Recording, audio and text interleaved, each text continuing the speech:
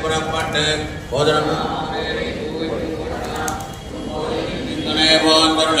கோப்புடைய லிங்காதனத்திலிருந்து யாம் வந்த காரியமாராய்ந்தருடையோரும் பாவாய் அன்னை உலக வளர்ந்தாய் அடிபோத்தி தென்னங்கு தென்னிலங்கருத்தாய் போத்தி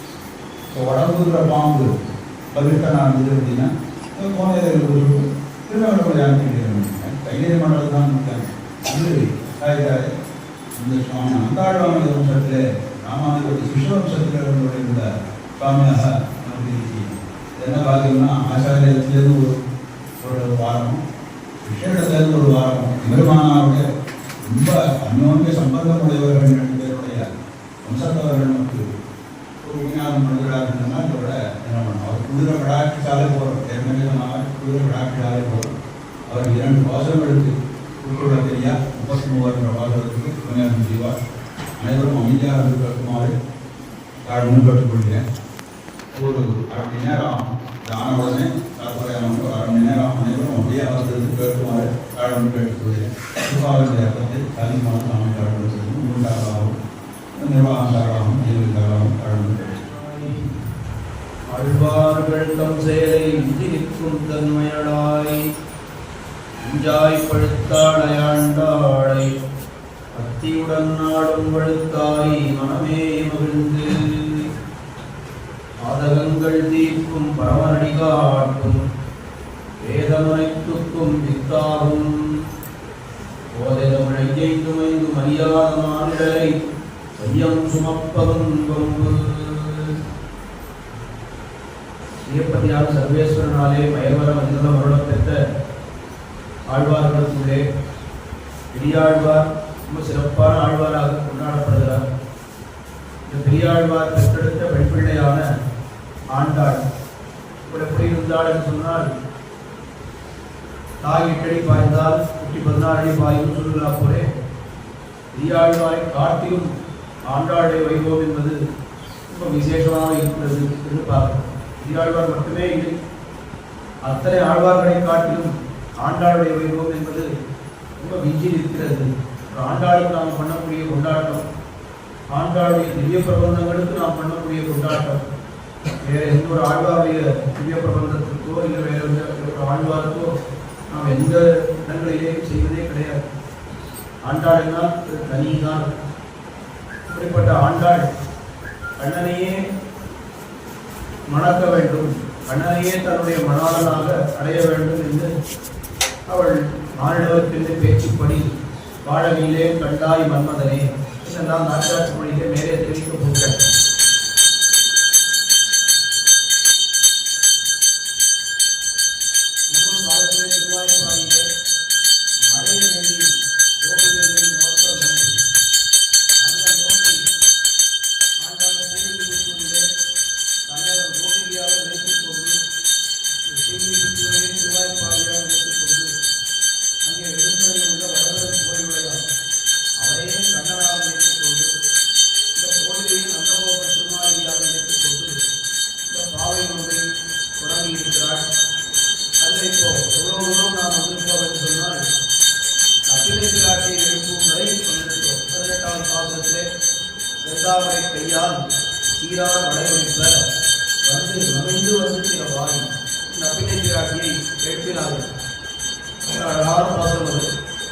செந்தாமரை கையால் அப்படின்றத அந்த பாத்திரத்துக்கு உயிரான அர்த்தம் சொல்லிப்பார் சுவாமி.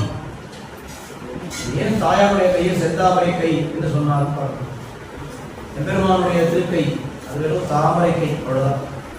ஆனால் தாயாருடைய திருக்கை செந்தாமரை கை என்ன விசேஷம் அப்படின்னு கேட்டால், கோயிலுக்கெல்லாம் போய் சேவிச்சா பெருமாள் இப்படி கை வச்சுட்டு இருக்க ஐயா, எல்லா கோயிலுக்கும் கை வச்சுட்டு இருக்க.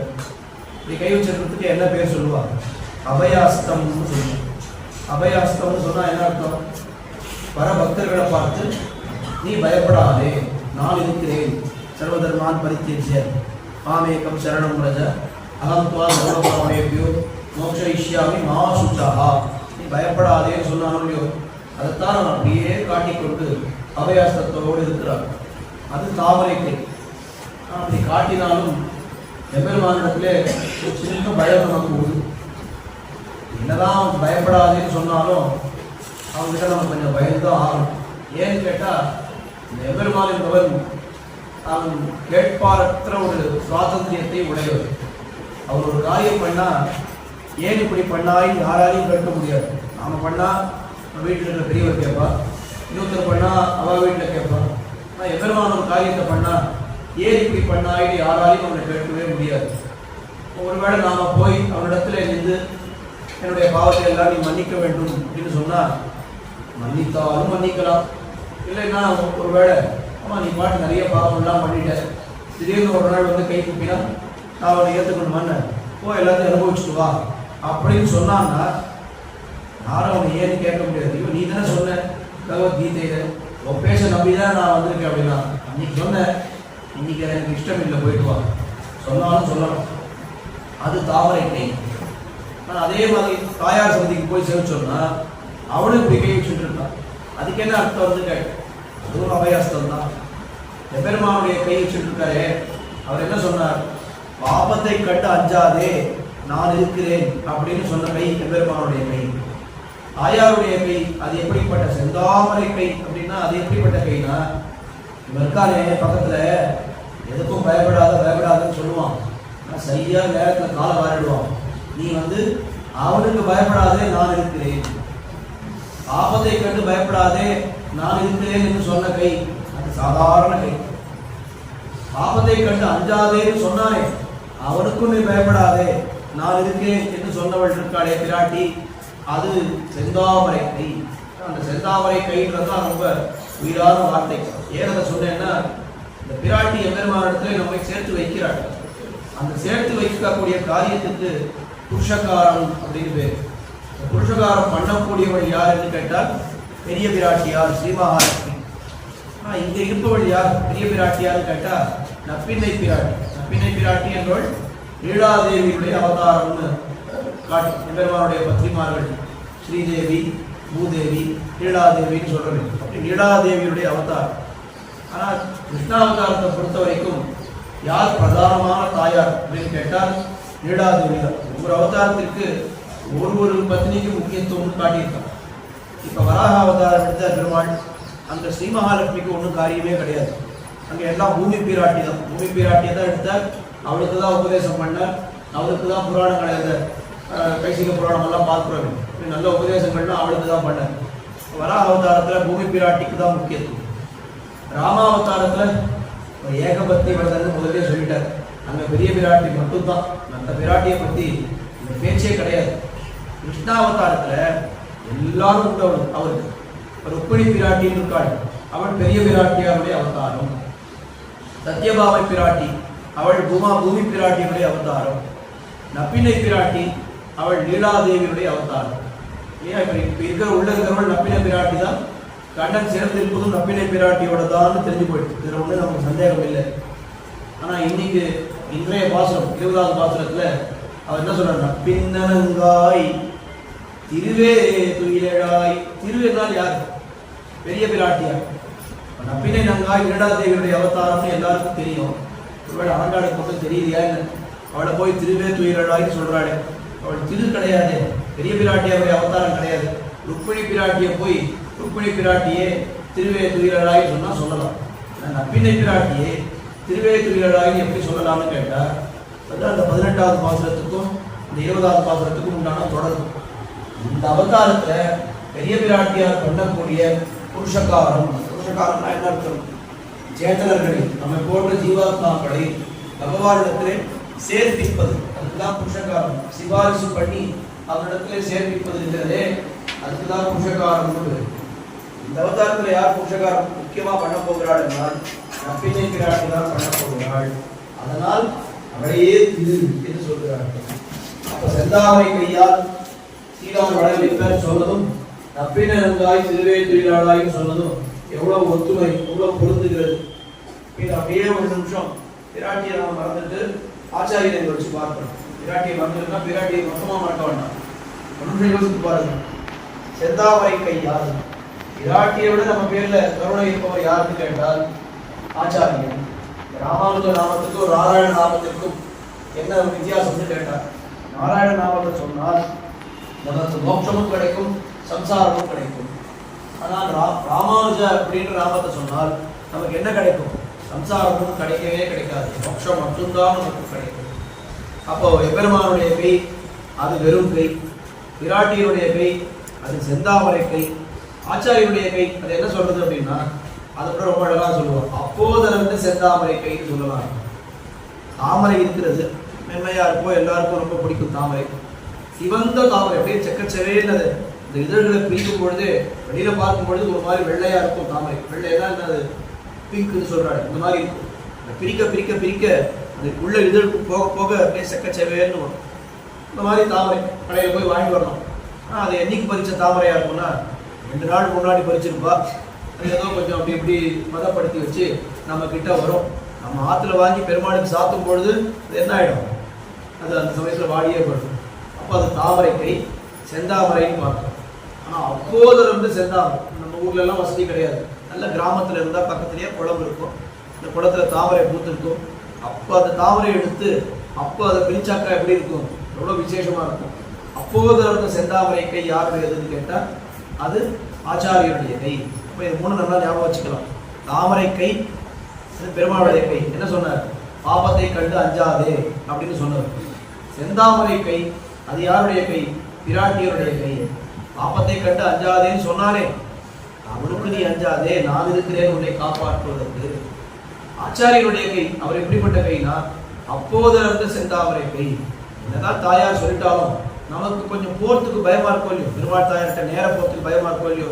அப்போ உனக்கு அவகிட்ட நேர போறதுக்கு பயமா இருந்தா என் மூலமாவா நான் கூட்டிட்டு போறேன், உன்னை கவலையப்பட, உன் கையை பிடிச்சி நான் உன்னை கூட்டிட்டு போறேன் தாயார் இடத்துல அப்படின்னு சொல்லக்கூடியவர் ஆச்சாரியர். அப்போ தாமரை கை, செந்தாமரை கை, அப்போதுல இருந்து செந்தாமரை கை. அந்த விஷயத்தை நாம் தெரிந்து கொள்ள வேண்டும். பிராட்டி பண்ணக்கூடிய காரியம் அதுவும் புருஷகாரம் தான்.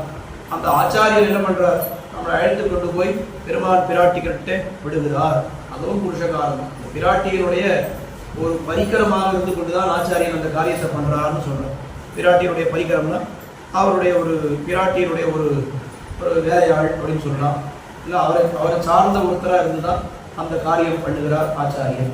ஆச்சாரியன் வேறு இல்லை, பிராட்டி வேறு இல்லை. இந்த பாசுரத்தில் யார் எழுப்பினா, 18வது பாசுரத்தில் பிராட்டியை முழுக்க எழுப்பினா. அங்கே கண்ணனை பற்றின பேச்சே கிடையாது. உடனே இந்த 19வது பாசுரத்திலையும் 20வது பாசுரத்திலையும் இப்போ யாரை எழுப்ப போகிறார்கள் என்னால் கண்ணபிரானையும் நப்பினை பிராட்டியும் சேர்த்து எழுப்ப போகிறார்கள். பெருமாளை தனியாக பிராட்டி தனியாக எழுப்ப முடியுமா, 2 பேரும் சேர்த்து எழுப்ப போகிறார்கள். இதை எப்படி எழுப்புகிறார்கள் அப்படின்றத சாஸ்திரம் முடிஞ்சப்புறம் பார்த்துக்கலாம். ஓம் நமோ நாராயணாய ஸ்ரீமதே நாராயணாய ஸ்ரீமன் நாராயணாய சரணமஸ்தே. ஓம் நமோ நாராயணாய ஸ்ரீமதே நாராயணாய ஸ்ரீமன் நாராயணாய சரணமஸ்தே. ஓம் நமோ நாராயணாய ஸ்ரீமதே நாராயணாய ஸ்ரீமன் நாராயணாய சரணமஸ்தே. ஆதிலட்சுமி ஆண்டாள் சமேத ஆதிகேச பெருமாள் திருவடிகளே சரணம். ஆதிலட்சுமி ஆண்டாள் சமேத ஆதிகேச பெருமாள் திருவடிகளே சரணம். ஆதிலட்சுமி ஆண்டாள் சமேத ஆதிகேச பெருமாள் திருவடிகளே சரணம். திருவே சரணம், திருமாலே சரணம், சரண ராமானுஜே சரணம். திருவே சரணம், திருமாலே சரணம், சரண ராமானுஜே சரணம். திருவே சரணம், திருமாலே சரணம், சரண ராமானுஜே சரணம். ஆழ்வார் எம்பெருமானார் தீய திருவடிகளே சரணம். ஆழ்வார் எம்பெருமானார் தீய திருவடிகளே சரணம். ஆழ்வார் எம்பெருமானார் தீய திருவடிகளே சரணம்.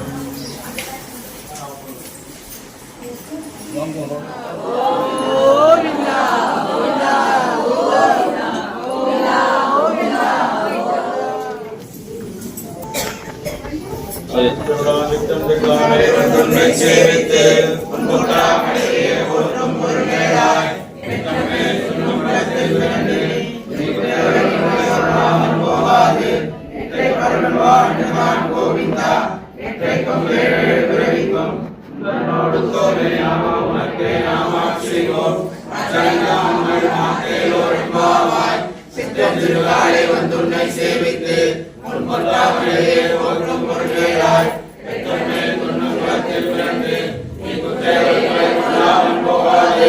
எத்தை பருவான் எல்லாம் கோவிந்தா எத்தைக்கும் ஏழு பேருக்கும் உன்னோடு தோணியாவோம் பரிகை நாம செய்வோம்.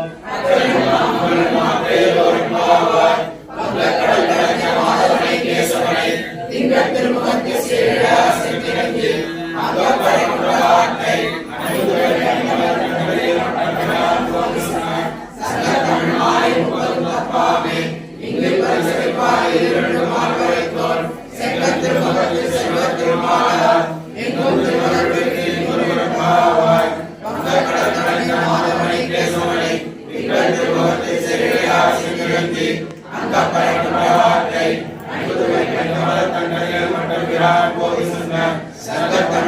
முப்பதும் தப்பாமே இங்கே பரிசுரைப்பாய் இரண்டு மால்வரைத்தோள் செங்கன் திருமுகத்தை செல்வத் திருமாலார் எங்கும் திருவருள் பெற்று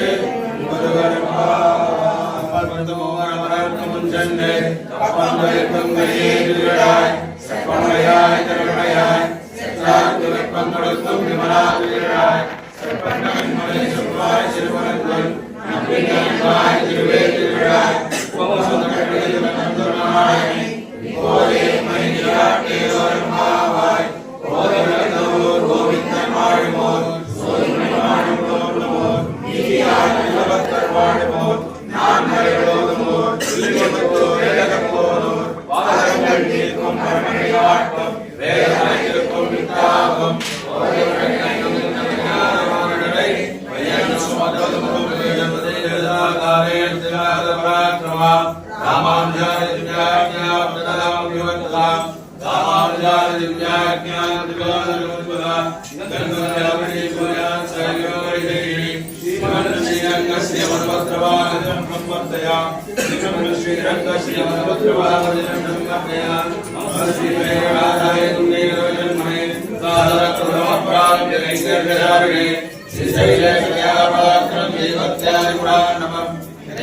பிரவணம் வந்தே மாதரமொழி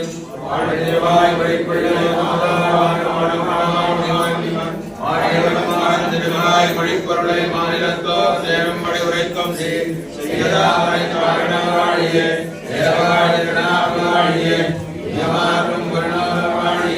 சுந்தர திருத்தோழினை வாழிய முப்போரும் வாழிய அருணகுந்தியை வாழிய அடியார்கள் வாழ வாழ சகோதரன் தமிழ்நூல் வாழ கடல் சூழ்ந்த மண்ணுலகம் வாழ திருவாய்ப்பூரத்தில் கிடக்குதித்தாள் வாழியே திருப்பாவை முப்பதும் தப்பினாள் வாழியே பெரியாழ்வார்கள் எடுத்த பெண்பிள்ளை வாழியே எழும்பூர் மாமுனிக்கு வாழியே ஒரு 43 வாழியே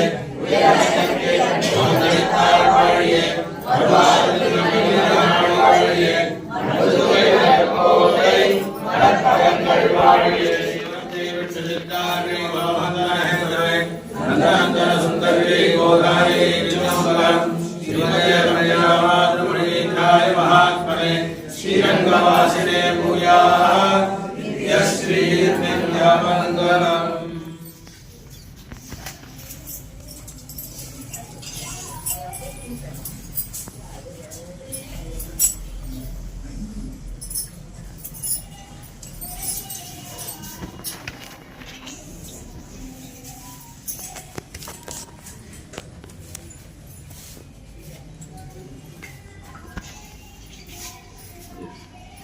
இந்த சுவாமிக்கும் இந்த கோவிலுக்கும் இன்னொரு சம்பந்தம் இருக்கு. எப்படின்னு கேட்டால், இந்த சுவாமியோட இருக்கிற தாத்தா ஸ்ரீகுருடைய பிள்ளரோகம் பாஷையில் பலசேன திருவாரூர் 2 பேர் இந்த ஊரில் வந்து ராத்திரியும் வந்து தங்கிடுவாங்க. ஆனால் அந்த பிரயாணம் அந்த வசதி கிடையாது. ஏன் ராத்திரியே வந்து தங்கிட்டு 3 மணிக்கு எழுந்து அபிஷானங்களை முடிச்சுட்டு இந்த திருப்பாவை உபன்யாசம் பண்ணியிருக்கான் 30 நாளும். அதுக்கப்புறம் முக்கியமான ராத்முறையெல்லாம் வந்து அவள் வரைய உபன்யாசம் பண்ணியிருக்கான் 20 வருஷம். வரல எப்போ சொல்கிறாளோ அப்போதான் வந்து உபன்யாசம் பண்ணியிருக்காள். அந்த வரிசையில் இவர் வந்து தாத்தா அப்புறம் சித்தப்பா ஒரு வருஷம் பண்ணார் திருமலை சுவாமி. அப்புறம் இவர் பண்ணுறார். பெருமாள் நடந்துக்கிறவங்க நித்தியமே ஒரு வருஷம் அடுத்த வருஷம் 3 மணி நேரம் டெய்லி வந்து பெருமாள் நடந்து வந்துட்டாருன்னா அவருக்கு டைம் இருக்குன்னா இந்த பக்த கோடிகள் சார்பாக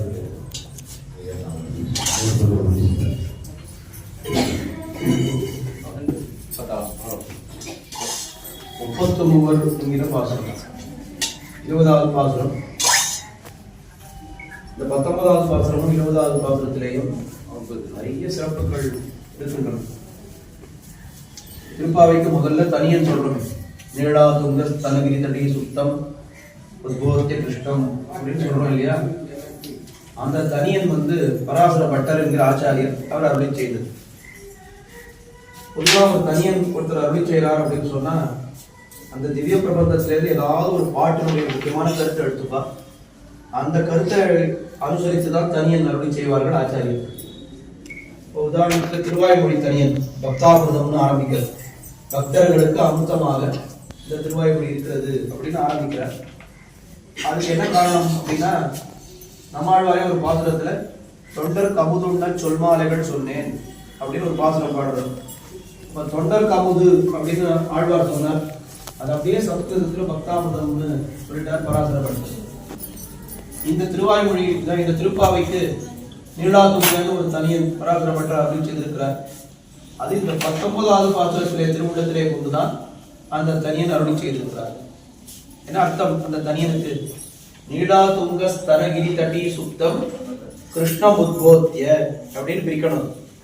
நீளாதேவி அவருடைய ஸ்தனகிரி தட்டி அவருடைய பெரிய ஒரு திருமுறை தலங்கள் மேலே சுத்தம் கிருஷ்ணம் தூங்கிக் கொண்டிருக்கக்கூடிய கண்ணனை உத்போத்திய அவனை எழுப்பி அப்படின்னு அப்படிதான் அந்த தனியன் போடுது.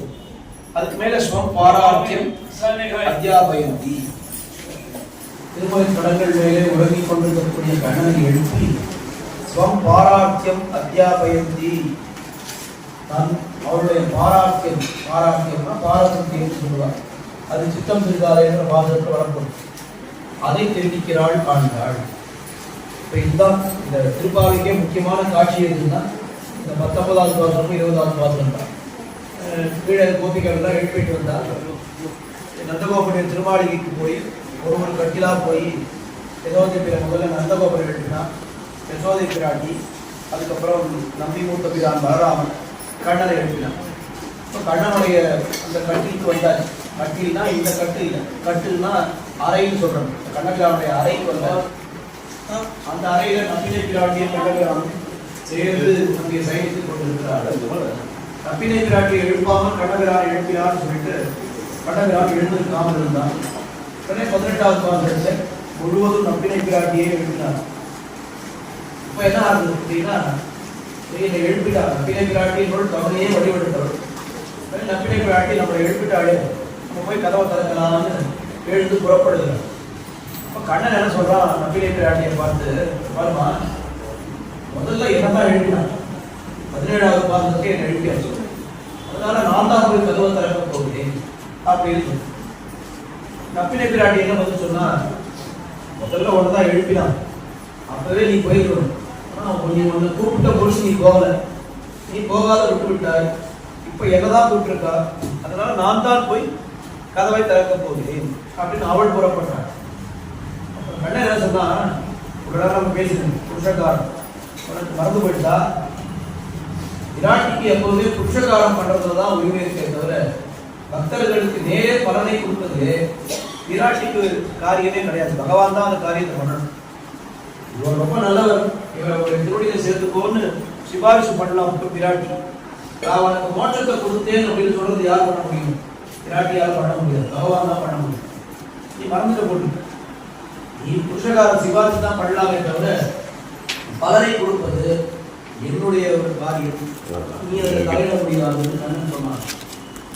நம்பினை விராட்டி சொன்னா, பலன் கொடுக்கறதுல எனக்கு உரிமை கிடையாது, எனக்கு நல்லா தெரியும். மோட்சத்தை கொடுக்கறதுல தான் உரிமை கிடையாதுன்னு தெரியும். வாசல போய் கதவு ஒரு வாட்ச்மேன் பண்ற வேலை இதை போய் நான் பண்றேன், இது கூட எனக்கு உரிமை கிடையாதா அப்படின்னா அப்ப கண்ணன் சொல்றான், கதவத்தில் இருக்கிறதா மோட்சம் கொடுக்கறதா விஷயம் இல்லை. என்னுடைய அடியவர்களுக்கு நான் தான் முதல்ல முன்னின்று காரியம் செய்தேன், நீ போகக்கூடாது அப்படின்னு அவளை தடுக்கிறான் கண்ணன். உன்னுடைய அடியவராக இருந்த பொழுது நீ போயிருக்கணும். இப்ப என்னை எழுப்பி அவர்கள் என்னுடைய அடியவர்களாக ஆகிவிட்டார்கள், நான் தான் போவேன். இவள் புறப்படுகிறாள். இவர் நம்பினை விராட்டி புறப்பட்டா அவளை கையை ஊற்றி விழுந்து நான் போவேன்னு கண்ணன் புறப்படுறான். கண்ணன் புறப்பட்டால் அவன் போக விட்டாமல் நம்பினை விராட்டி எடுக்கிறான். என்ன தெரியுது கேட்டா, ஒரு அடியவருக்கு காரியம் பண்ணுவதிலே, அடியவர்களுக்கு வேண்டிய விஷயங்களை எல்லாம் கொடுப்பதிலே நான் முந்தி நீ முந்தின்னு போட்டி போடக்கூடிய திவ்ய தம்பதிகள். அந்த திவ்ய தம்பதிகளை சரணமாக பற்றிருக்கக்கூடிய நமக்கு எவ்வளவு பெரிய பாக்கியம் அப்படின்றத இந்த பாதலத்திலே நாம் தெரிந்து கொள்ளலாம்.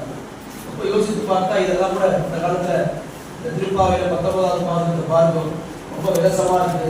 இதெல்லாம் கூட பாட்டு எழுதுவாடா யாராவது, நம்பிக்கை ரொம்ப மேல் வைத்து கிடந்த மலர் மாறுவா அப்படின்னு ரொம்ப விலசமா இருக்கு இந்த பாசுரம். அரசியல் வேலையில அந்த காலத்தையே பேசினாங்க. ஆனால் அதனுடைய உண்மையான அர்த்தத்தை நாம் புரிந்து கொள்ள வேண்டும். என்ன புரிந்து கொள்ள வேண்டும் என்றால், இந்த பாட்டில் என்ன தெரியுது? 19வது பாசுரத்துல அடியவர்களுக்கு யார் ஒரு பலனை கொடுப்பதிலே, அடியவர்களுக்கு காரியம் பண்ணுவதிலே நான் தான் முதல்ல போவேன் பெருமாள் புறப்படுவேன். இல்லை நான் தான் முதல்ல போவேன் பிராட்டி புறப்படுகிறாள் என்று சொன்னால், எப்பேற்பட்டவா திவ்ய தம்பதிகள். அந்த சேர்த்தியிலிருந்து எப்பேற்பட்ட சேர்த்தியில் கோயிலெல்லாம் கொண்டாடுகிறோம், பகுதி குற்றம் கோவி திருக்கல்யாணம் அப்படிலாம். இந்த சேர்த்தின்றது நமக்கு என்னைக்குமே உத்தேசம். சம்பிரதாயத்தில் ஒரு மிதுனமே உத்தேசம் சொல்லுவோம். மிதுனம் என்றால் இரட்டை, சேர்த்திக்கு மிதுனம்னு பேர். அந்த மிதுனமே ஒரு உத்தேசம். பெருமாளை விட்டுட்டு தனியா பிராட்டி வெளியே போக முடியாது, பிராட்டியை விட்டுட்டு தனியா பெருமாள்கிட்டே போக முடியாது. ராவணன் என்ன பண்ணா? பெருமாளை விட்டு தனியா பிராட்டிக்கு போனா ராவணனுக்கு நடந்த கதை தான் நமக்கு நடக்கும். ஏன்னா பெருமாள் வேண்டாம் எனக்கு, பிராட்டி தான் வேணும்னு சொன்னான் ராவணன். என்ன எடுத்து தலை போயிட்டு. பிராட்டியை விட்டு பெருமாளுக்கு போனா சுடுப்பனக, அவளுக்கு என்ன எடுத்து காது கூக்க அர்த்தம் கொடுத்தான். அப்ப பெருமாளை விட்டுட்டு பிராட்டி கிட்ட போனாலும் ஒன்றும் நடக்காது, பிராட்டியை விட்டு பெருமாள் கிட்ட போனாலும் நமக்கு ஒன்றும் நடக்காது. நம்ம எப்பவுமே எங்க போகணும் அப்படின்னா பெருமாளும் பிராட்டியும் இருக்கக்கூடிய சேர்த்தியிலே போக வேண்டும். இது பெரிய சந்தேகம் சுவாமி இருக்கு. சேர்த்தியில போகணும்னு சொல்லிட்டீங்களே, எப்போ அவ சேர்ந்துருப்பாங்க அதை வந்து எனக்கு சொல்லுவோம். அன்னைக்கு நான் செய்ய அப்படிங்கிறேன் அப்படின்னா, அப்ப இந்த மாதிரி யாராவது சந்தேகம் வந்துடக்கூடாது, யாரும் குழப்ப விடக்கூடாதுன்னா பெரிய பிராட்டி என்ன பண்ணா, என்னைக்கு சேருவோம் என்னைக்கு பிரிவோம்னு யாரும் யோசிக்கவே வேண்டாம். நாங்கள் எப்போவே சேர்ந்துதான் இருக்கும். மகளுக்கு இறையில் என்று அலர்மேல் மங்கை உரைமாறுவார். பக்கத்துல இருந்தா கூட சில பேருக்கு பக்கத்துல இருக்காளா இல்லையா, திருவள்ளிக்கேணி பார்த்தால் பெருமாள் சேவிக்கிறோம், ரொம்ப கூட்டமா இருக்கு, உள்ள போக முடியல, வாசல் இருந்து சேவிக்கிறோம். அப்ப என்ன தெரியும் நமக்கு? பெருமாள் மட்டும் நல்லா தெரியும். பிராட்டி எங்க இருக்கான்னா, பிராட்டி உள்ள இருக்காப்பா, உள்ள போய் சேவிச்சாதான் தெரியும் அப்படின்னா அந்த கட்டம் கூட நமக்கு வேண்டாம். பெருமாள் என்ன பண்ணிட்டு இருக்காரு? பிராட்டி எங்க வச்சுட்டு இருக்காரு? திருமாவூரே வச்சுட்டு.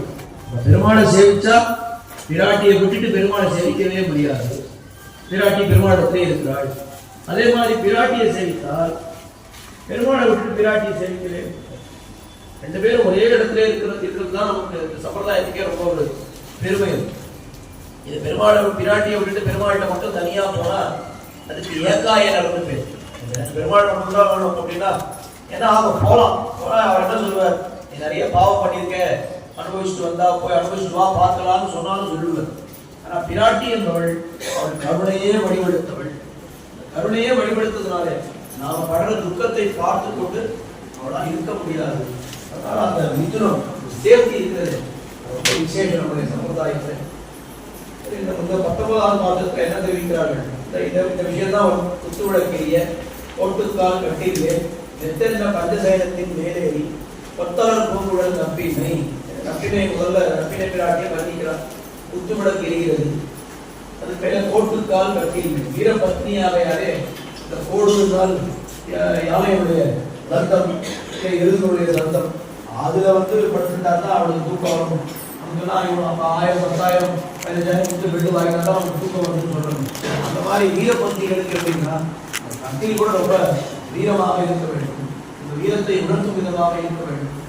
அந்த கோட்டுக்கால் கட்டில் மேல் வெத்தென்ன பஞ்சசயனம், வெத்து இருக்கக்கூடிய பஞ்சசயனம். பஞ்சசயனம் படுக்கைக்கு 5 லட்சணம் சொல்லியிருக்கான்.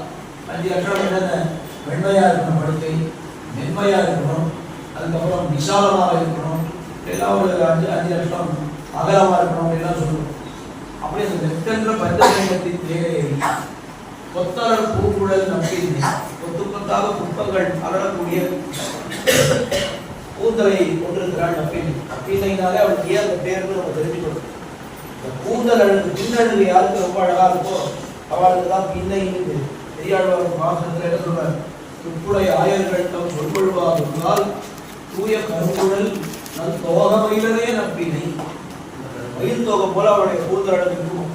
அப்படி அந்த பின்னழகு ரொம்ப அழகாக இருக்கிறதுனால தான் அவளுக்கு பின்னைன்னு பேர். பின்னழகுக்காக தான் அவளுக்கு பின்னைன்னு பேர். இன்னொரு அர்த்தம் சொல்றான். ஸ்ரீதேவிக்கும் பூதேவிக்கும் பிற்பட்ட ஒரு பத்னியாகையாலே அவளுக்கு பின்னைன்னு சொல்லும். அந்த பின்னைக்கு முன்னால் நல் அப்படின்ற ஒரு அடைமொழி சேர்ந்ததுன்னா நல் பின்னை அது நற்பின்னை அவனுக்கு பேரு. நல் கீரம் அதேதான் அது கடைசியில நற்கீரம்னு ஆகும். அது போல பின்னை நல் பின்னை அது நற்பின்னைன்னு அந்த பேரை அட்டமாக நம்ம அழகா தெரிஞ்சுக்கிறோம். ரொம்ப அழகா தூய ஒத்தரர் பூங்குழல் நற்பின்னை அந்த நற்பின்னை பொங்கவே வைத்து கிடந்த மலர் மாறுவா. நற்பின்னை வந்து எழுந்துக்கணும்னு புறப்படுறான். ஆனா அவளை புறப்பட விடாமல் கண்ணபிரான் என்ன பண்ணிட்டார், அவருடைய திருமுறை கடங்கள் மீது அவருடைய பரந்த திருமார்பை வைத்துக் கொண்டு அவளை போக விடாமல் தடுக்கிறான். இப்படிலாம் கூட வார்த்தை சொன்னா ரொம்ப விளக்கமா பட்டு இருக்கான். அவங்களோட ஒரு அந்த கோபத்தில் இருக்கிறான். அடியவர்களை பற்றி பகவான் கண்டுக்கவே இல்லை, ரொம்ப தாமசமான தேவதை என்ன சொல்றான். உண்மையான அர்த்தம் என்னன்னு யாருக்கையவங்களை கொண்டு பார்த்தா தானே அவளுக்கு தெரியும். நேரெழுந்த வாரி அர்த்தத்தை பார்த்தா என்ன புரியும். அப்படி நம்பிக்கை கொங்கமேல் வைத்து கிடந்த மலர் மார்பா கவனிக்கணும். மலர் மார்பா வந்து கதவை தயார் சொல்ல வேண்டியவள் என்ன சொல்லிட்டா, மலர் மார்பா வாய்த்திரவாயி. வாய்த்திரவாயினா என்ன அர்த்தம், வாயத்திலிருந்து ஒரு வார்த்தை சொன்னாலே போதும். ஏன் அப்படி கேட்கிறான்னா, எழுந்து வந்து கண்ணபிரான் வந்துட்டான்னு சொன்னா அந்த க்ஷணம் நம்பினை யாரும் அந்த பிரிவை தாங்க முடியாது. பெருமாளையும் பிராட்டியும் பிரிக்கக்கூடாது என்பதற்காக பிரிக்க வேண்டாம், பிரித்து வர வேண்டாம், வாயை திறந்தாலே போதும். மலர்மார்பா வாய் திறவாய் அப்படின்னு சொன்ன ஏன் வாயை திறக்க ஆரம்பிக்கிறான் கண்ணன். ஆரம்பிக்கும் பொழுது நம்பினை பிராட்டி என்ன சொன்னார், என்னுடைய அடியவர்கள் இவர்கள், நான் தான் இவர்களுக்கு வாயை திறப்பதா இருந்தாலும் கதவை திறப்பதா இருந்தாலும் நான் தான் பண்ணணும். அதனால நீ வாயை திறக்கக்கூடாதுன்னு கண்ணாலேயே காட்டிட்டாள். கண்ணாலேயே ஜாட காட்டி வாயை திறக்காது. நிறைய சொல்றோம் நம்ம வீட்டுலாம் தெரியுமா, இவர் ஆத்துக்காரி கஞ்சாடையில கண்ணா அசிச்சுட்டாருன்னா வாயே திறக்க மாட்டார். முதல்ல இது யார் பாடுறாருன்னா நம்பிக்கை பிராட்டி வாயை கஞ்சாடையை கேட்டுட்டு கண்ணன் தான் அப்படி இருந்தார். யாராவது புருஷாளுக்கு நான் சொல்றேன், இந்த மாதிரி யாராவது உங்களை சொன்னாக்கா கண்ணன் எப்படி இருந்தாலும் அப்படிதான் நாங்கள் இருக்கோம் அப்படின்னு சொல்லிட்டு யாரும் கேட்க மாட்டார். பொம்மநாட்டிகளுக்கு எப்படி சொல்லணும்னா, உங்க ஸ்திரீகளுக்கு எப்படி சொல்லணும்னா, நம்ம ஆத்துக்காரை எப்படி கண்ட்ரோல் பண்ணி கண்ணாலே கண்ட்ரோல் பண்ணி வச்சிருக்கேன் யாராவது சொன்னாங்கன்னா, நப்பினை பிராட்டி வழியில வந்தவா நாங்கள்லாம், நப்பினை பிராட்டி எப்படி இருந்தாலும் அப்படிதான் நாங்கள் இருக்கோம் அப்படின்னு சொல்லிடுவோம். யாரும் எதுவும் கேட்கவே முடியாது. அப்படிப்பட்ட சம்பிரதாயத்தில் நாங்கள் வந்தவர்கள் அப்படின்னு சொல்லிட்டாக்கா யாருமே கேட்க முடியும். இது அவளுக்கு புரிஞ்சு வெளியில் இருப்பவர்களுக்கு நப்பினை பிராட்டி தான் அவர்களுக்கு கஞ்சாடை காட்டி அவனை பேச விடாமல் செய்கிறாள் அப்படின்னு தெரியுது. உடனே மைத்தடல் கண்ணினாய் அவருடைய கண்ணழகை வர்ணிக்கிறார்கள். என்னுடைய கண்ணழகு எதுக்காக இருக்கு, எம்பெருமானிடத்திலே எங்களை பற்றி சொல்லி எங்களை அவரிடத்திலே சேர்த்து வைப்பதற்காக உன்னுடைய கண்ணழகு பயன்பட வேண்டுமே தவிர எங்களை அவரிடத்திலிருந்து பிரிப்பதற்காக இந்த மைப்பதிந்த கண் பயன்பட வேண்டும். மைத்தடன் கண்ணினாய் நீயுன்மனாளனை எத்தனை போதும் துயிலழ ஒட்டாய் நான். அவன் எழுந்து வரேன் என்று சொல்கிறார். அவன் எங்களுக்கு வாய்த்திற்கு வார்த்தை சொல்கிறேன் என்று சொல்கிறார். ஆனால் நீ என்ன பண்ணுகிறாய், அவனை அதை செய்ய விடாமல் நீ தடுக்கிறாய்.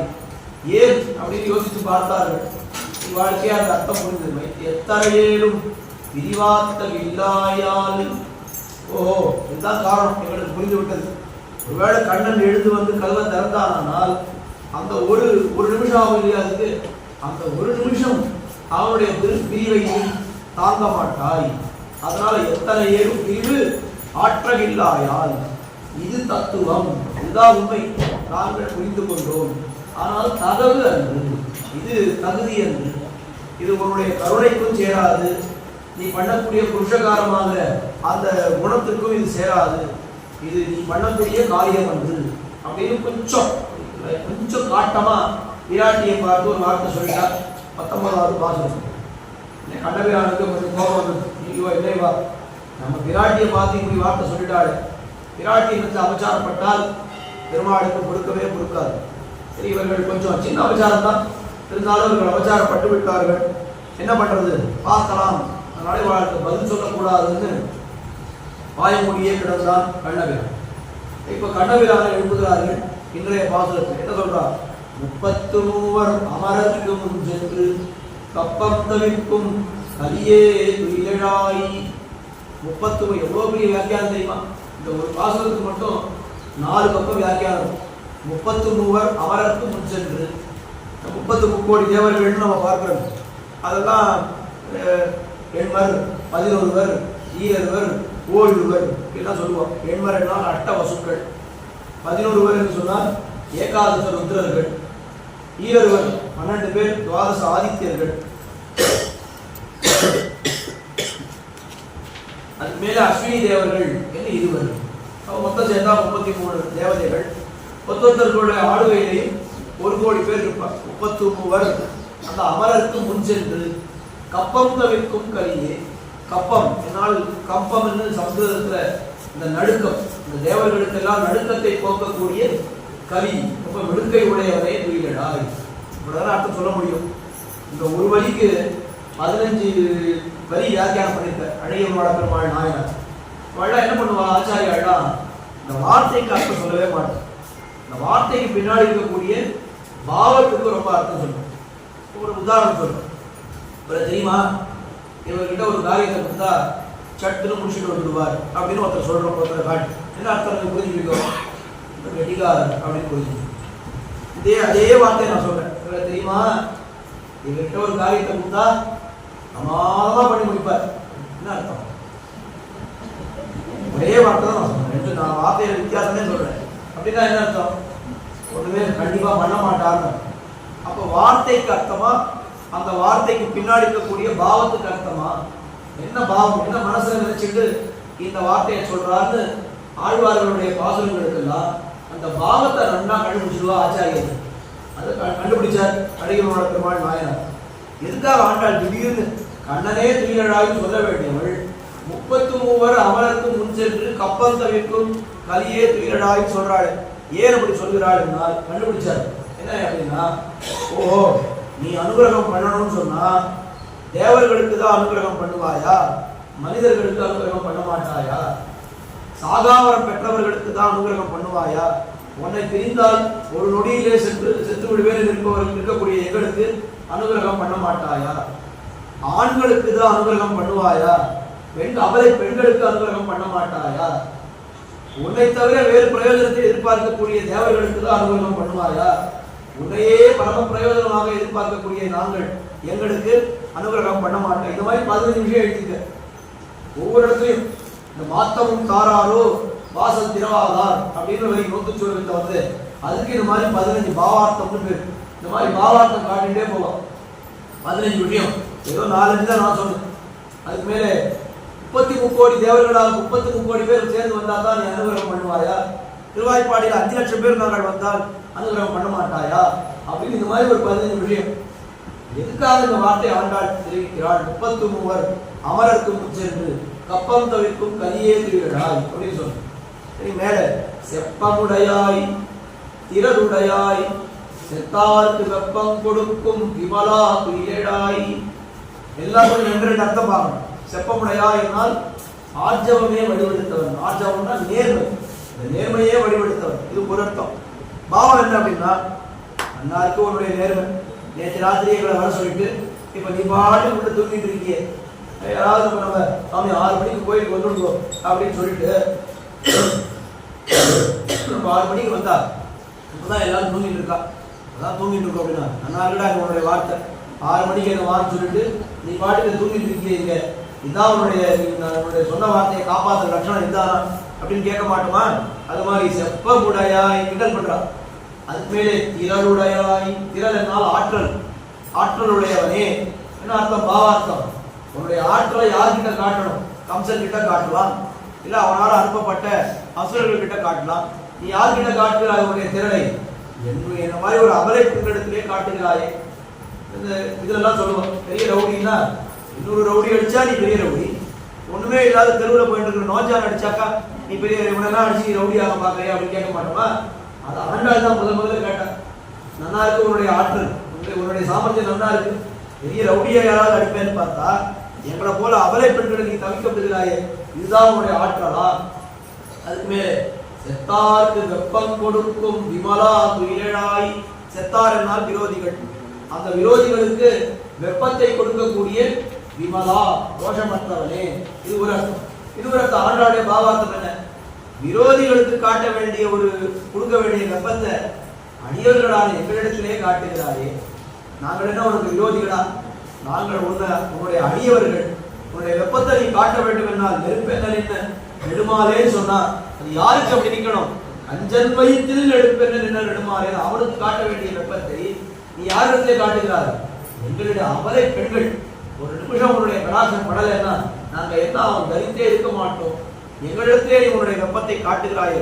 செத்தாருக்கு வெப்பம் கொடுக்கும் விமலா. விமலான்னா என்ன அர்த்தம்? அமலன், விமலன், விமலன் தோஷமற்றவன் ஒரு அர்த்தம். இன்னொரு அர்த்தம் என்ன? அவடத்தே நீ இந்த வெப்பத்தை காட்டினாயானால் அது தோஷம் இல்லாதவன்னு உன்னை சொல்லலாம்.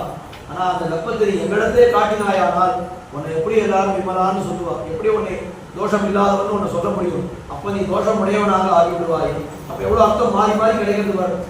வார்த்தையிலே பார்த்தா ஒரு அர்த்தம், ஆனா அந்த வார்த்தைக்கு பின்னால் இருக்கக்கூடிய இந்த ஆழ் மனசு, எந்த விஷயத்தை எல்லாம் மனசுல வச்சுட்டு இப்படிப்பட்ட வார்த்தையை சொல்கிறார்கள் என்று. இதுதான் ஒரு தமிழ் உரைக்கும் வியாக்கியானத்துக்கும் உள்ள வித்தியாசம். திருக்குறள் எடுத்துட்டா 1000 பேர் உரை எழுதியிருக்காங்க. இவர் எழுதினார், அவர் எழுதினார், அவர் எழுதினார். அவள்லாம் எதுக்கு உரை எழுதுவார்னா அந்தந்த வார்த்தைக்கு மட்டும்தான் உரை எழுதுவார்கள். ஆனால் ஆச்சாரியர்கள் பண்ணக்கூடிய வியாக்கியானங்கள் அந்த சில பாட்டெல்லாம் பார்த்தா வார்த்தைக்கு அர்த்தம் நமக்கே புரிஞ்சிடும். அந்த வார்த்தைகளுக்கு அர்த்தம் சொல்றதுக்கு ஆச்சாரியர்கள் வரவே இல்லை.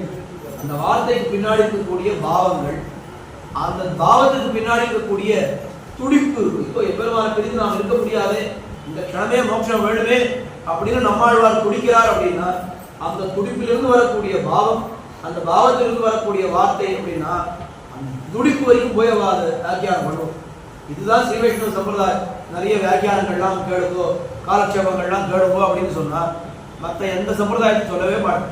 ஏதோ எனக்கு திருக்குறள் படிக்கணுமா அந்த புத்தகத்தை வாங்கி ஒரே படிச்சா போதும். ஆனா ஸ்ரீ வைஷ்ணவ சம்பிரதாயத்தில் அப்படி கிடையாது. விடாத ஏதாவது கேட்டுட்டே இருக்கணும். டிவிலையோ யூடியூப்லையோ நேர்லையோ ஏதாவது கேட்டுட்டே இருக்கணும். ஏன்னா அன்னைக்கு ஒரு விஷயம் புதுசா வந்துட்டே இருக்கும். ஒரே ஒரு திருவாய்மொழி தான். இந்த திருவாய்மொழிக்கு எத்தனை வியாக்கியானம் தான்? 5 வியாக்கியானம், 30 பாசுரம் தான் திருப்பார். அதுக்கு எத்தனை வியாக்கியானம்? 3000 படி, 6000 படி, 2000 படி, 4000 படி, சுவாபதேசம்னு கிட்டத்தட்ட 4-5 வியாக்கியானம். தவிர காஞ்சிபுரத்தில் இருந்தவரான பிரதிவாதி பயங்கர அண்ணந்தராச்சாரிய சுவாமி அவர் மட்டும் 9 வியாக்கியானம் பண்ணியிருக்கார். அதுல ஒரு வியாக்கியானம் ஆச்சாரிய பரமா பண்ணக்கூடிய வியாக்கியானம். சங்கத்தமிழ் மாலைன்னு ஒண்ணு, திருப்பாவையும் திருநாமங்களும்னு ஒண்ணு, திருப்பாவையும் திவ்ய தேசங்களும்னு ஒண்ணு. அவரே 9 வியாக்கியானம் பண்ணியிருக்கார். அப்போ ஒரே திருப்பாவைக்கு 9 வியாக்கியானத்தை எடுத்து பார்த்தாக்கா இதுல இருந்தது இதுல இருக்காது, இதுல இருந்தது இதுல இருக்காது, இதுல இருக்காது, மாறி மாறி. எப்படி சுவாமி ஒரே 30 பாவத்துக்கு மாறி மாறி சொல்ல முடியுமா அப்படின்னா அந்த பாவத்தை பார்க்கும் பொழுது, அந்த ஆழ்வார்களுக்கு இருக்கிற துடிப்பை பார்க்கும் பொழுது நிறைய அர்த்தங்கள் மாறி மாறி சொல்லக்கூடிய அர்த்தங்கள் இல்லை, நமக்கு புதுசு புதுசா அர்த்தங்கள் அப்படியே தோணும். அதனால்தான் அந்த ஸ்ரீ வைஷ்ணவ வியாக்கியானங்களுக்கு அவ்வளவு பெருமை, ஸ்ரீ வைஷ்ணவ ஆச்சாரியர்களுக்கு அவ்வளவு பெருமை. அந்த ஆச்சாரியர்களுக்கு எல்லாம் எப்படி வியாக்கியானம் பண்ணணும்னு சொல்லி கொடுத்தவர் யாருன்னா எம்பெருமானார் ஸ்ரீ ராமானுஜர். ராமானுஜர் அவர் சொந்தமா ஒரு வியாக்கியானம் கூட பண்ணவே இல்லை. ஒரு கிரந்தத்துக்கும் அவர் வியாக்கியானம் பண்ணாரு. ஆனா இப்படி பண்ணுங்கோன்னு சொல்லி அவர் என்ன பண்ணார்? முதலிலே பிள்ளாருக்கு நியமித்தார், அதுக்கு மேலே பராசரப்பட்டருக்கு நியமித்தார். அவள்லாம் நிறைய இந்த மாதிரியான அர்த்தங்களை எல்லாம் கொடுத்தார்கள் என்று பார்த்தோம். அதுக்கப்புறம் பின்னால் வந்தவர்களான நம்பிள்ளை, வடக்கு திருவீதி பிள்ளை, பெரியவாச்சான் பிள்ளை, அழகியமான பெருமாள் நாயனார், இவர்கள்லாம் நன்னா வியாக்கியானங்கள் எல்லாம் பண்ணினார்கள் பார்த்தோம். கண்ணனை எழுப்பினார்கள். அண்ணன் எழுதுகிற, ஏன் எழுதுகிற கோபமா இருக்காரு, பிராட்டியினத்தே கொஞ்சம் அதிகப்படியா வார்த்தை சொல்லிவிட்டார்கள், அதனால எழுந்திருக்காமல் இருந்தார். அதை இவர்கள் உணர்ந்து கொண்டார்கள். இவருடைய பிராட்டியை பார்த்து என்ன சொன்னார்? எத்தாருக்கு வெப்பம் கொடுக்கும் விமலா திங்களாய்.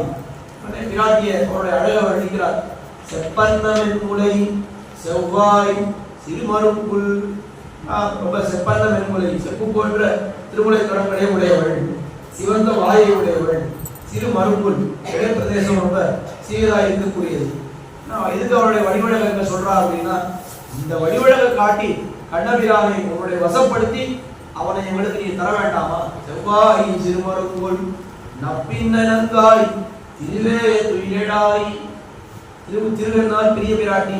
அந்த பெரிய பிராட்டி பண்ணக்கூடிய புருஷகாரம் சிபாரிசம் பண்ணி எங்களை நீ அவனிடத்துல சேர்ப்பிக்க வேண்டாமா? ஆனால் நீ அதை பண்ண உன்னுடைய அழகெல்லாம் வீணா போகிறது. காட்டிலே இருந்த நிலா போல, காட்டில நிலா காஞ்சா யாருக்கு என்ன பிரயோஜனம்? நாட்டிலே காஞ்சா 4 பேர் பார்த்து சந்தோஷப்படுவார். உன்னுடைய அழகெல்லாம் வீணா போகுது. அந்த அழகை காட்டி எம்பெருமானை உன்னுடைய வசப்படுத்தி அவனை எங்களுக்கு நீ பெற்றுத்தர வேண்டும். இதுவே இழாய்.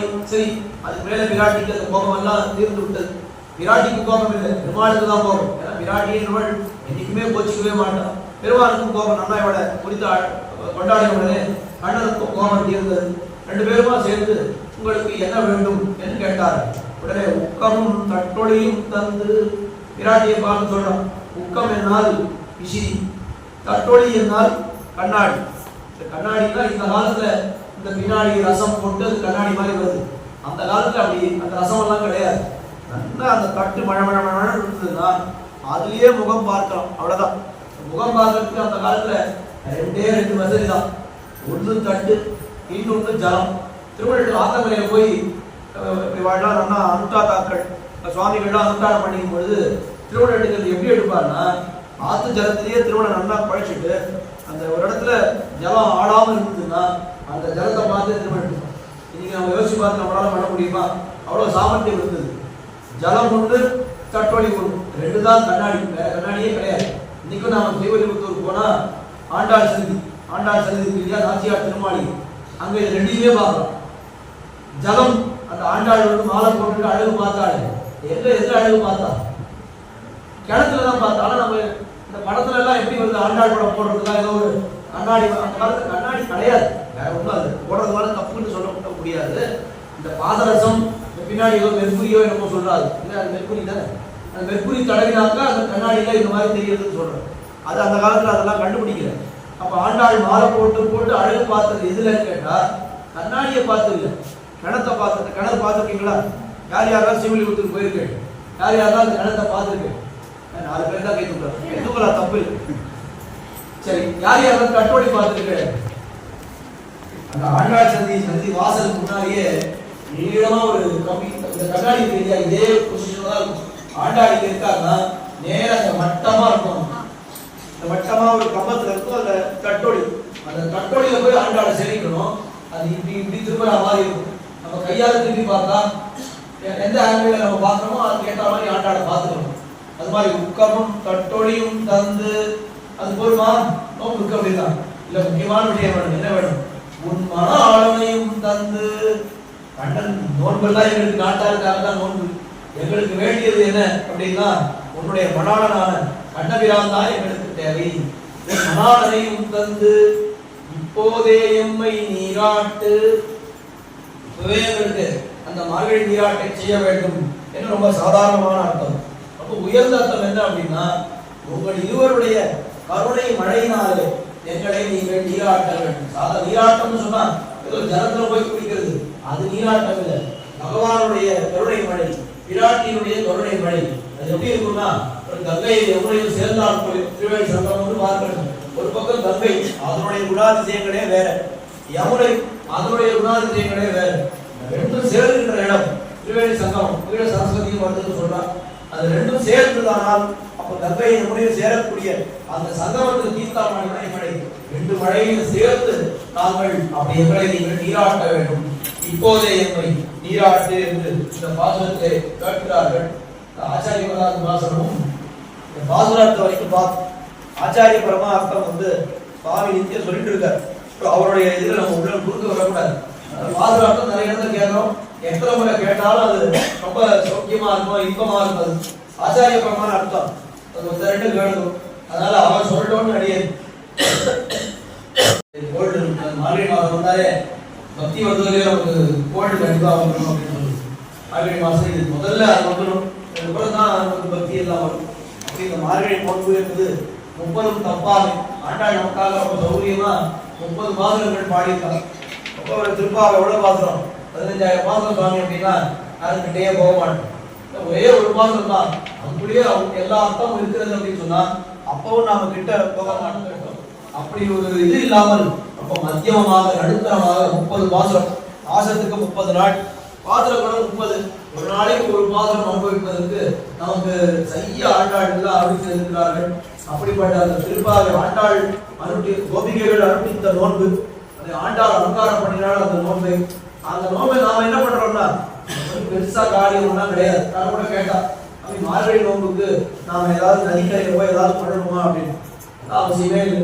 இருப்பாக 30 பாசுரத்தை சொன்னா அதுக்கு மேற்பட ஒரு நோன்பே கிடையாது. அவங்க பார்த்து பெரியவாழ்டா வெள்ள கொஞ்சம் இவ்வளவுதான் இருப்பா, அவளுக்கு சுலபமான வழியா சொல்லலாம்னு சொல்லி இதை பண்றா.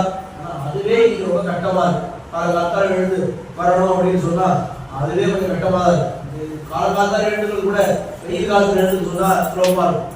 ஆனா நமக்கு எப்படி இருக்குன்னா சாஸ்திரம்னாலே இப்படிதான் இருக்கும். எது நமக்கு கட்டமா இருக்குமோ பண்றதுக்கு அதைத்தான் நமக்கு சாஸ்திரம் சொல்லும். சாப்பிடுன்னு சொல்றது ரொம்ப சொல்லும், ஆனா சாப்பிடுன்னு சொல்லாது. சாப்பிடாததுதான் சாப்பிடும், இன்னைக்கு சாப்பிடக்கூடாதுன்னு சொல்லும். நமக்கு கட்டமா இருக்கிறத சொல்றதுக்கு தான் சாஸ்திரம் இருக்கு. ஏன் நமக்கு சொல்றதுக்கு தான் கட்டமா இருக்கிறத பண்ணி தான் நாம் அந்த வைராக்கியத்தை சம்பாதித்துக் கொள்ள முடியும். வைராக்கியம் தான் ரொம்ப முக்கியம். மற்றதெல்லாம் கூட அப்புறம் இது தெரியலையே அது தெரியலையே அதெல்லாம் கூட அப்புறம் எப்போ வேணா தெரிஞ்சுக்கலாம். ஆனா மனதில் இந்திரியங்களை கட்டுப்பாட்டில வைத்திருத்தல் இருக்கே, இதுதான் வைராக்கியம் பேர். இந்த வைராக்கியம் ஒன்று சொன்னா எல்லாம் ஒன்று, எல்லா இடத்துலயும் இந்த ஆங்கிலத்தை கூட டிட்டாச்மெண்ட் சொல்றோம்.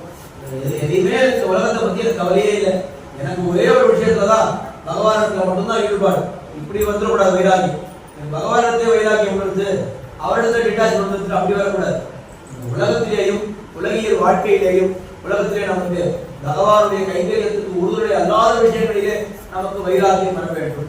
பகவானிடத்திலே நமக்கு நல்ல ஒரு ஈடுபாடு, மேல ஈடுபாடு இல்லைன்னு சொல்லும் அளவுக்கு நமக்கு ஈடுபாடு வர வேண்டும். அதுக்காகத்தான் இந்த மார்கழி மாசம் திருக்கோயில்களிலே உற்சவங்கள் எல்லாம் பண்ணி எல்லாம் பரவா அத்தனை பிரசாதங்கள் எல்லாம் கொடுத்து எல்லாரையும் பண்ணி எல்லாரும் சேர்ந்து கூடியிருந்து குடியிருந்துதான் திருப்பாவை. அப்படி கூடியிருந்து குடியிருந்து சாதாரண நாள்ல கூட சில பேர் வரமாட்டார். ஆனா மார்கழி மாசம் சொன்னா எந்த கோயில பார்த்தாலும் நான் ஒரு சின்ன ஸ்டாட்டிஸ்டிக்ஸ் மாதிரி பார்த்தேன்.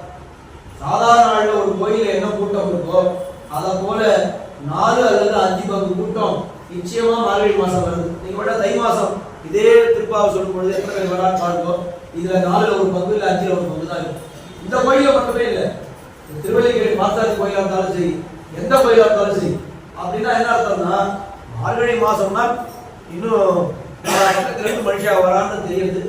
அப்படி இந்த மார்கழி நோன்பை நாம் ரொம்ப சிறப்பாக கொண்ட 30 தப்பாவே ஒரு நாள் கூட விடாமல் இந்த மார்கழி நோன்பை நாம் அனுஷ்டிக்க வேண்டும், கொண்டாட வேண்டும். ஆண்டாவுடைய திவ்ய பிரபந்தத்தை சொல்ல வேண்டும், அதனுடைய அர்த்தங்களை எல்லாம் தெரிந்து கொள்ள வேண்டும்.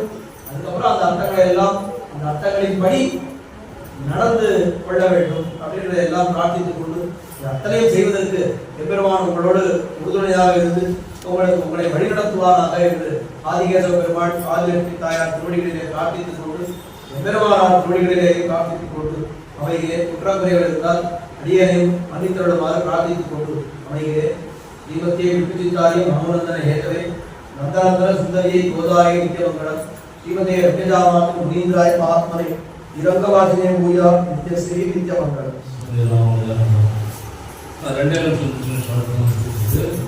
சுவாமி இவ்வளோ டைம் சொல்லியிருக்கோம். அவருடைய யூடியூப் சேனல் நிறைய லைவ் கொடுக்குறாங்க. இவ்வளோ டைம் சொல்லியிருக்கோம்.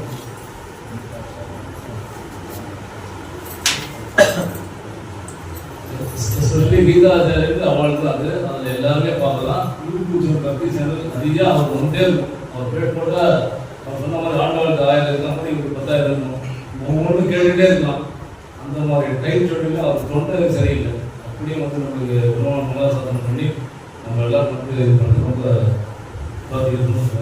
இவர் சுவாமி என்ன சொல்லணும்னா இப்படி எனக்கு அவர் சொன்ன 80 to 84 அவர் சுவாமி அவர் கோபலா இருக்கு.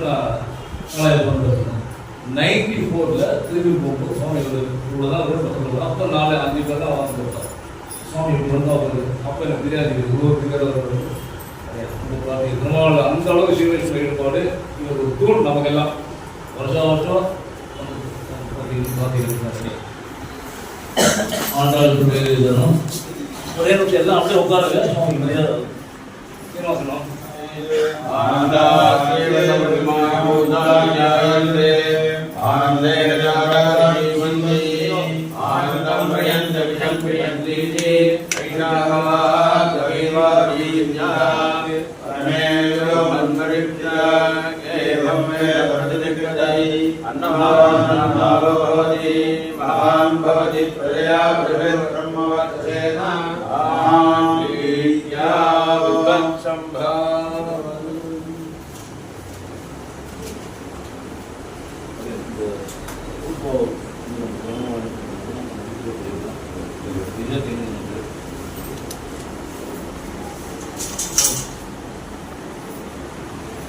கைங்கிறது ரொம்ப ஈடுபடுவோம்.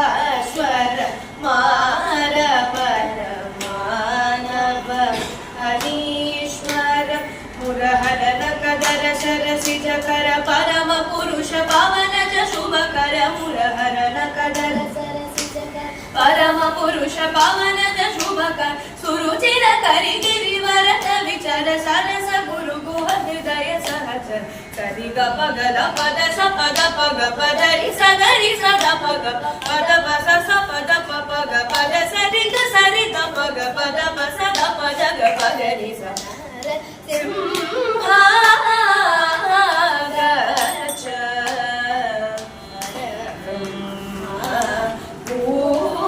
गच्छ